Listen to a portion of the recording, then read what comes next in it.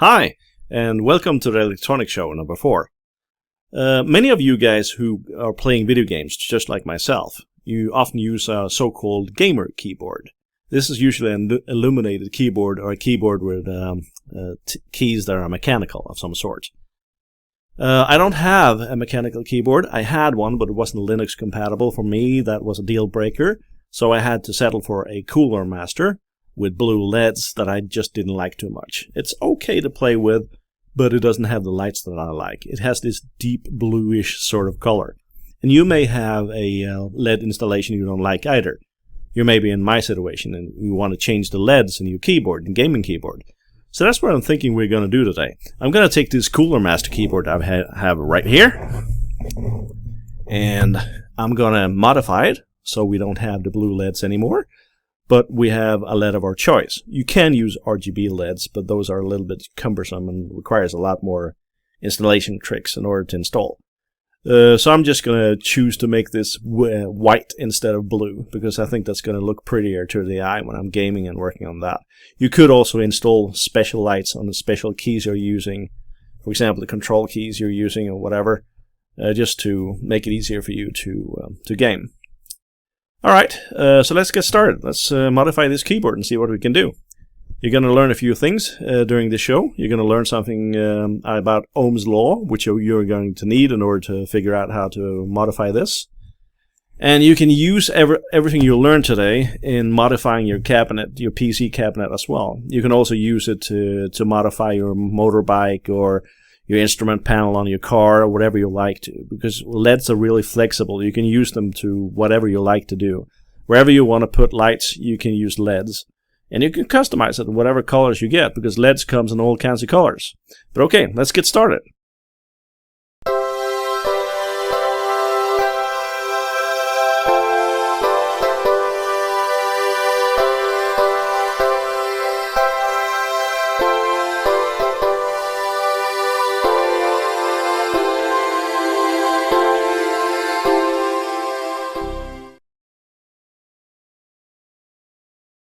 Alright, I'm just making sure that all the screws are gone, and they are. So the trick to open this one is from this end and not the other one, like I tried to do with the screwdriver there. But I usually do that because there's always some little plastic tap somewhere I have to open in order to open the whole thing up. Might be some screws left somewhere that I'm not aware of, so that's why I'm being really careful here, so I don't break the thing. Sometimes to hide the screws under these rubber pads, as you can see here, in order to make unauthorized people not open these things. So let's see if there's some. I don't want to break this. I'm going to open this rubber thing here. This rubber foot. I'm going to remove that carefully so I can replace it again just to see if there's... Yeah, look at that. They have hidden the screws under these. Smart people. Right, I only think they have one in each place, so it's not necessary to remove the whole thing. I don't think I need that. So I'm just going to remove that. And there's probably one on the other side as well. Which kind of makes it interesting. Why didn't they have a rubber pad here? Is that a production error? I wonder. Alright, never mind. There's probably one here as well. The little sneaky people at Cooler Master to avoid people from doing this on their own, because, you know, that's a smart trick. It's like a warranty trick, you know, to avoid people complaining about warranty if they modified something of their own, which is fair enough, I guess. If you modified things on your own, you can't expect to get it on warranty anyway, and I don't expect to get my money back if something goes wrong on this one either.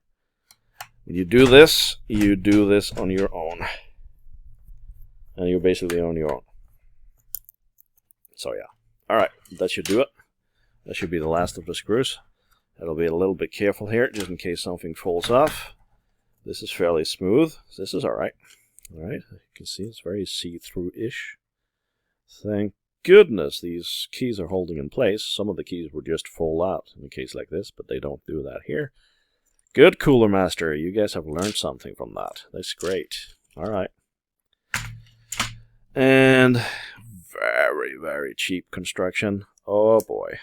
Not even a PCB. Wow. Well, there's a small PCB here. Wow. This is a cheap construction.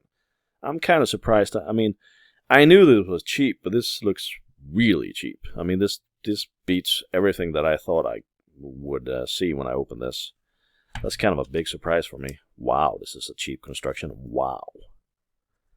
I mean, look at that. It is just basically a film with contact points. That's basically all that it is. It doesn't get much cheaper than that. That means I have to be really careful with modding this keyboard, because this thing could come apart by just looking at it. So I'm going to be really careful with that. I think before I modify the lights, I'm not really sure. Maybe I should put this one over here on the side like that. And just let it be like that, just in case I do something bad with these. Maybe the contacts are just held in place like that. I'm not really sure it's worth the gamble. I can see that the lights are under here. This is probably a big reflex plate plastic, which basically just reflects the light coming from these diodes. On the other hand, that is going to make my modifications so much easier in this case, because I was kind of expecting the LEDs would be everywhere around here. But they're not. This is a cheaper construction than I could even imagine myself. And you can see there's a reflective film layer here, which we have to be really careful with, because obviously if that one is crumbled in any way, it's probably going to be destroyed. So I'm going to have to remove that one really carefully. So I'm going to do that right now. Let's see if I can get hold on that. Maybe I can just remove the entire faceplate. Oh yeah, look, it comes off like this. Great. That makes it so much easier. Alright, take off the faceplate like this. The reflective plate. And the LEDs are revealed. Alright, we got LEDs right there. You can see those small ones right there. I'm going to zoom in later so you can see it. Alright. Those are the ones we are going to replace. They are really small. They're much smaller than I thought. But I think I have some that could match the size, roughly. I am going to go with white LEDs. And I'm going to go with the type that is 3mm, because they will roughly fit the size here. As you can see, I'm going to zoom in on this. As you can see, this is the diffuse LED. You can get those in 5mm sizes as well, like this one. This is the 5mm diffuse LED, and it's diffuse because you can see it's milky white instead of clear. I do have crystal clear ones as well. But the problem with the crystal clear ones is that they don't spread the light really well. But they are using crystal clear ones in this version, so I'm a little bit split on this. Maybe I should use the crystal clear ones. Not sure. I think I'm going to go with the milky white ones. We'll see how it turns out. All right, let's do this.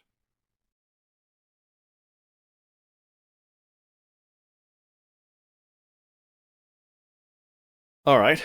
As you can see now, I have connected the keyboard just briefly, and the reason I've done that is because I want to check out exactly how much voltage this keyboard is running the blue LEDs at. We're going to use Ohm's law later on to figure out if these LEDs, these white LEDs, will fit just directly, or if we have to use some resistor in order to compensate for the higher or lower voltage. So okay, let's find out. I have a multimeter here. See if you guys can see it. All right, and let's measure it. I'm just measuring directly here, and be careful not to short these contacts. I'm measuring directly onto the plus and the minus of the blue LED, so it should tell us something. Okay, 2.8 volts circus. All right. That's important information, because I know for a fact that these white LEDs here, they run at 3.6 volts. But they also draw roughly 20 milliamps at full power. It is not necessary to run full power when using these, because it's going to be a very, very strong light anyway, and if you use too much power, you can destroy your USB power supply on your motherboard, and you don't want to do that. So you might want to think about this. Let's see, there's probably 8 LEDs here. 1, 2, 3, 4, 5, 6, 7, 8, 9, 10. Okay, there's 10 LEDs here. And thus, if they drew 20 milliamps each, that would be 200 milliamps. That should be okay. So in fact, it would be okay. But this one needs at least 3 volts to light up. So I'm going to have to check out these resistors here and see if I can replace them with something else. So what you want to do is that you want to check out those resistors connected to the LEDs and see if you get 5 volts somewhere. So let's check that out. I can see that this red cable here is connected to the LED strip. I'm guessing that will be supplying it with 5 volts, and these resistors here are being used to reduce it to 2.8 volts. So I'm going to measure that and see if I'm right.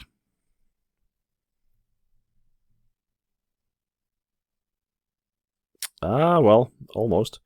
It's a 3.3 power supply, obviously, not 5 volts.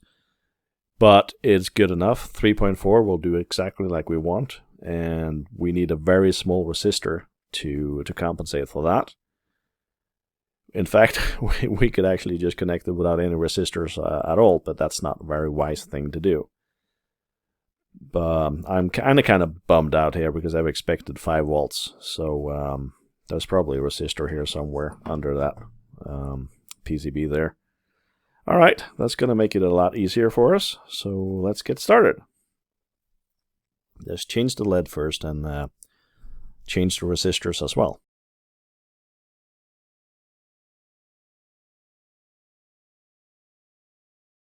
As you can see, I've connected the white LED now, and it's actually very bright and very clean, even running at 2.8 volts. This always varies from LED to different producers of the different LEDs, but the white LEDs are generally at 3.6 volts. I can probably run it a lot more than this. But you can see that the blue LEDs are just a little bit stronger than the white one. The white is not distributing as well as the sharp blue ones are. This could be because I'm using the diffuse LEDs. So I'm not sure if that was a wise decision. If not, I'm going to change it to a brighter type, to a more the clear version, and see if that works better. But for this show, I'm just going to do this so you can see how to do this yourself. I haven't replaced any transistors. Sorry about that. I haven't replaced any resistors yet, and that's because I wanted to see if they run just fine with the resistors they have. That's running at 2.8 volts now. And one thing you need to observe when you're installing LEDs like these, you need to observe the so-called polarity of LEDs, because the LED's current is just going in one direction.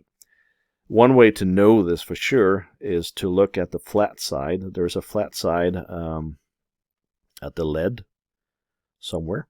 There it is. I can barely see it myself. I need glasses. But there's also a short. If you're looking at the LED itself, LED's legs, you can see the shortest one. That is usually the minus, and the longest one is the plus. So you can also observe this by looking at the print itself. The print, it should indicate where the flat side is and where the round side is. And that is also an indicator in which direction the LED will be soldered. It's important that you observe this. You can also look inside the LEDs. They will look like they're heading and facing the exact same direction in the design. If you look inside of the LED, that should also give you a hint. Understand they are not always soldered in the same direction on each strip. So beware of this when you're changing the LEDs. I'm going to change all the LEDs now, and I'm probably just going to find a resistor that is close to 0 ohms. It's not going to be 0 ohms entirely, because you remember last time when we checked that electricity, the voltage of this keyboard, it was giving 3.4 volts to the strip itself. And that's not even as much as this LED takes. It takes 3.6 volts. So I don't really need a resistor. The only reason I need a resistor now is to use it as a load. so it doesn't, well, break the diodes. I'm probably going to use 1 or 2 ohms, or maybe even just 10 ohms or something like that. All right, I'll fix this, so I'll be right back.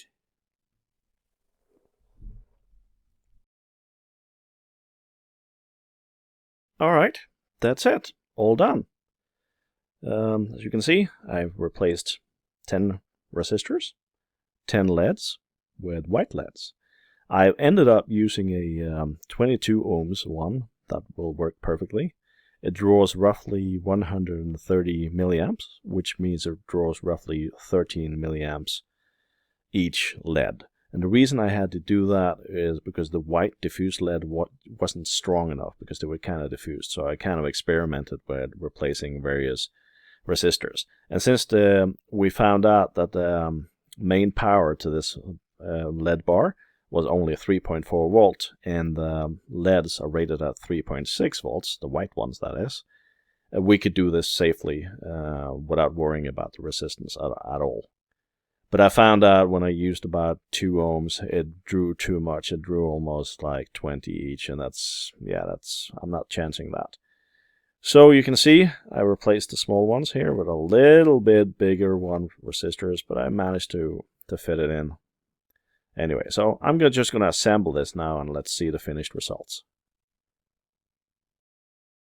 Well, that's it.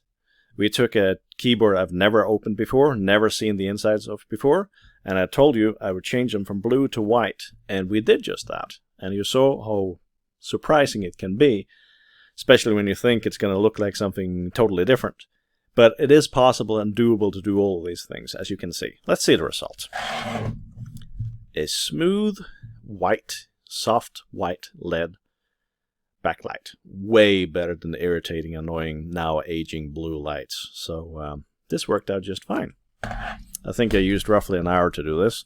And you can do this too. It's not really that hard. I'm a little bit surprised though how cheap the keyboard is. Cheaply designed. I really want to get a mechanical one. It would probably take a lot more work to change the LEDs on that as well. This was relatively easy, but that's how you do it. Oh, by the way, I promised you tell you how to use Ohm's law. Well, we didn't get to use that right here because the voltage levels were within the range of the LEDs, which means 3.6 volts. As you saw, we measured that the voltage that came in from the USB port was roughly 3.4 volts. So that means there were no need to use Ohm's law here. If it was 5 volts, you would need to deduct the voltage that you don't need from the voltage that you need, which means you need to take 3.6 volts minus 5 volts, so you can get roughly 1.4 volts. And those 1.4 volts you want to get rid of. That's important. And in order to do that, you need to use something called Ohm's law. It's very simple. You can look it up on Wikipedia if you want to, or you can just rewind this video and I can explain it to you. Then you can divide it by the known current that the LED is using, which in this case would be 0.0020 amps. That's 0.020 amps. That's like 20 milliamps. You divide the voltage you get after that, 1.4 divided by 3.6, and you will get the corresponding resistor needed for that. So I don't have a calculator here, but I'm sure it's right. You do the same thing if you have a 12-volt battery. You can just, let's say you want to run a LED that's 3.6 volts. You take 12 volts minus 3.6 volts.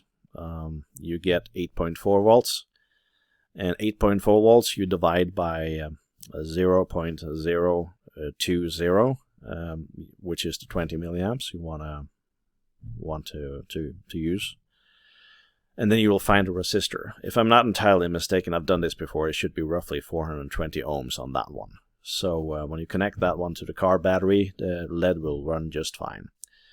So that's how you use LEDs to modify stuff, and I hope you learned something from this and hope you found it interesting. So if you like it, so please click like down there, and please subscribe and recommend it to other people if you want to. So until next time, have fun!